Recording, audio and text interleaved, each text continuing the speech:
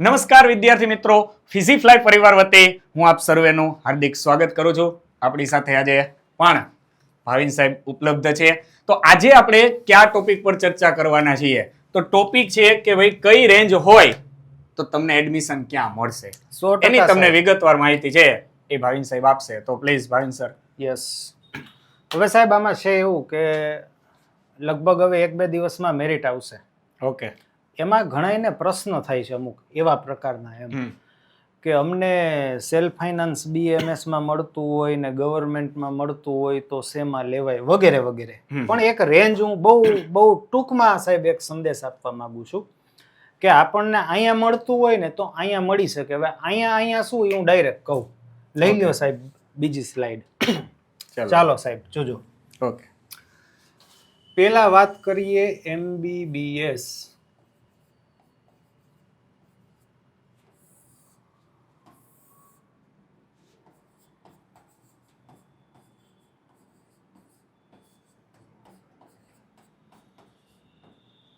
ક્યાં મળી શકે? યસ. હવે ગવર્મેન્ટની અંદર જે વિદ્યાર્થીને MBBS માં મળતું હોય એને બધી જગ્યાએ મળી શકે એવું મારે સમજાવવાનું ન હોય. મુદ્દાની વાત. હા, ચાલો મુદ્દાની વાત. GMERS MBBS માં જેને મળતું હોય એને આગળ ક્યાં મળી શકે? તો કે એને SFI MBBS ગવર્મેન્ટ BAMS અને ગવર્મેન્ટ BHMS અને સેલ્ફ ફાઇનાન્સ. એ તો હવે તમે સમજી જાઓ કે આમાં મળે. મૂળ મુદ્દો ક્યાં આવે છે હવે એ આપણે ચર્ચા કરવાની છે. હવે ચાલુ થાય છે મૂળ મુદ્દો. ચાલો સાહેબ હવે આને થોડુંક ઇરેઝ કરી નાખીએ. હવે મૂળ મુદ્દો ચાલુ થાય છે.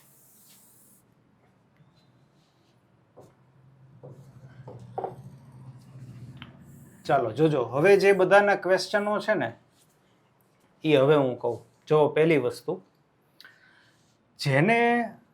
જેને ગવર્મેન્ટની અંદર BAMS માં મળતું હોય અથવા તો મળી શકે, જેને ગવર્મેન્ટની અંદર ગવર્મેન્ટ કોલેજ હોય અને આયુર્વેદિક હોય એવો જે વિદ્યાર્થી હોય ને, આ વિદ્યાર્થીને સામાન્ય રીતે શરૂઆતની નહીં પરંતુ આખી SFI MBBS માં મળતું હોય. એટલે કે બહુ દેશી ભાષામાં લખું કે SFI MBBS માં મળતું હોય, મળી શકતું હોય તેવા વિદ્યાર્થીઓને જ સામાન્ય રીતે ગવર્મેન્ટ BAMS માં મળતું હોય છે. આ જનરલ અથવા તો ઓલ ઓવર મેરિટ ઉપરથી રિવ્યુ છે. લાસ્ટ ટાઈમથી ટૂંકમાં જે બધું ચાલ્યું આવે છે એના રિલેટેડ કે જોજો તમે આપણે મેરિટને તપાસ કરીએ ને તો ગવર્મેન્ટની BAMS કોલેજો બહુ ઓછી છે. અને ભૂતકાળમાં પણ આપણે ઘણી બધી વખત ચર્ચા કરેલી છે કે ઘણા બધા એવા વિદ્યાર્થીઓ હોય કે જેને યેનકેન પ્રકારે એવું નક્કી કરે છે કે આપણે MBBSની અંદર સેલ્ફ ફાઇનાન્સમાં વધારે ફીઝના લીધે લેવું નથી અને સપોઝ કે બોયઝ છે તો એને એટલી બધી સ્કોલરશિપ પણ નથી મળતી.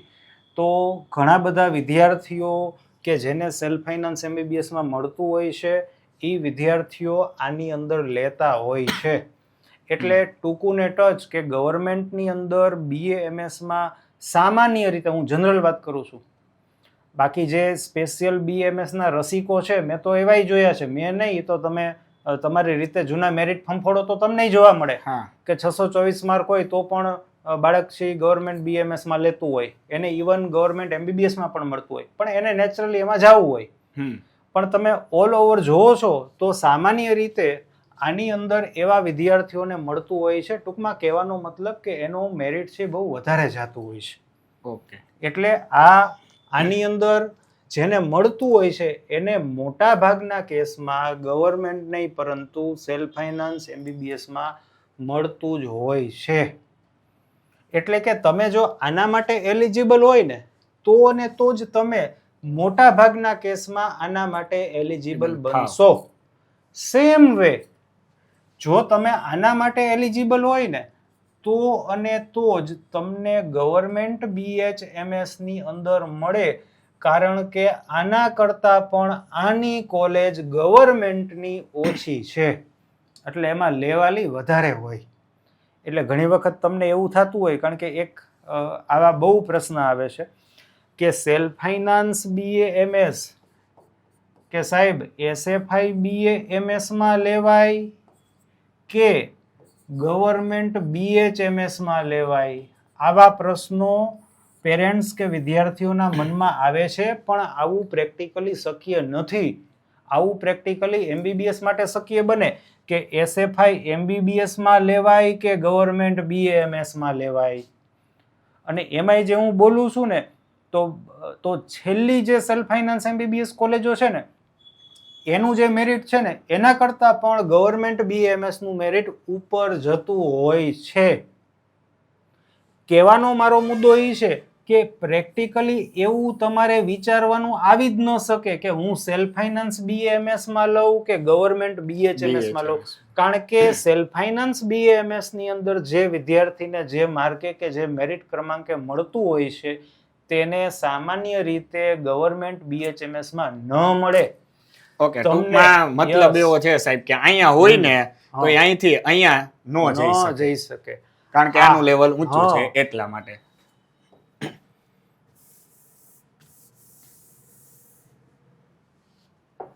એટલે આ બે ની અંદર તો જ આપણે વિચારવાનું થાય જો આપણે મોટે ભાગે SFI MBBS જેટલું મેરિટ અથવા તો માર્ક હોય તો જ.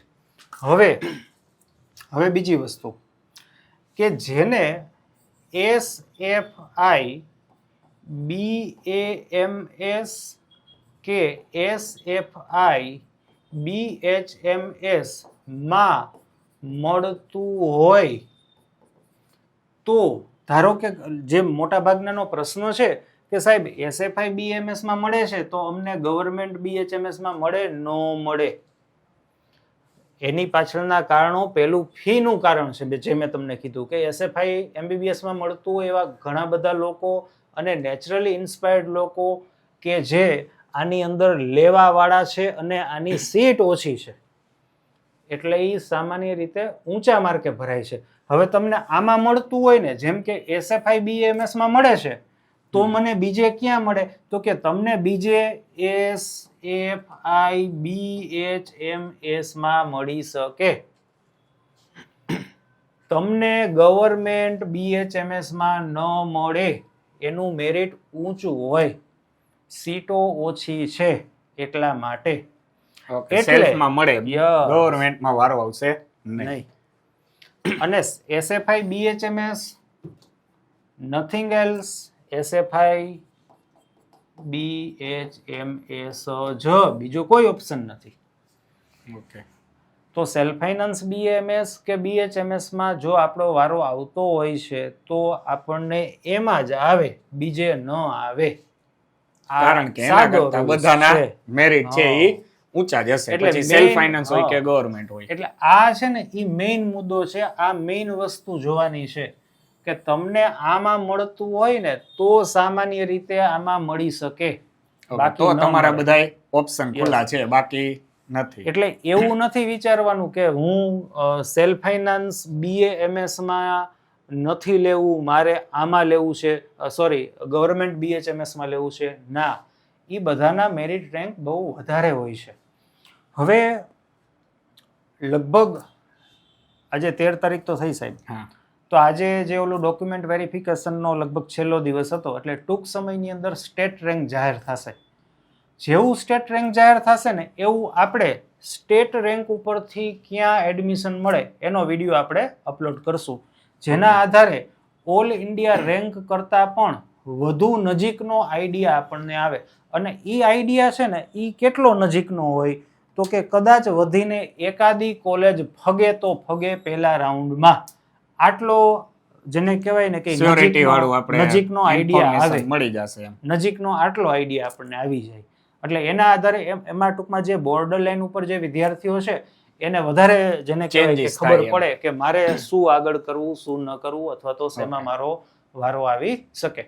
એટલે બસ હવે બહુ વધારે વાર નથી સાહેબ, 1-2 દિવસમાં લાગે છે, કારણ કે ફોર્મની આખી બધી પ્રોસિજર બધી પૂરી થઈ ગઈ. એટલે હવે કઈ બહુ લગભગ મોડું થાય એવું લાગતું હવે hard and fast નથી. તૈયારીમાં જ રેન્ક આવી રહેજો. જશે. રેન્ક આવી જશે એટલે Rank આવી તમને એક આઈડિયા મળી જશે એટલે કે ભાઈ આપણને કઈ idea કોલેજ આપણા માટે એલિજિબલ થાય છે. થાય છે. બરોબર. તો વિડીયોને સરસ રીતે જોઈ, એક વખતમાં ન સમજાય તો બીજી વખત રિવાઇઝ કરીને જોઈ લેજો. નેક્સ્ટ વિડીયોમાં ફરી પાછી કંઈક આવીને આવી જ નવી ઇન્ફોર્મેશન સાથે મળીશું. વિડીયોને લાઈક કરવાનું, શેર કરવાનું અને ચેનલને સબસ્ક્રાઇબ કરવાનું ભૂલતા નહીં. Thank you so much.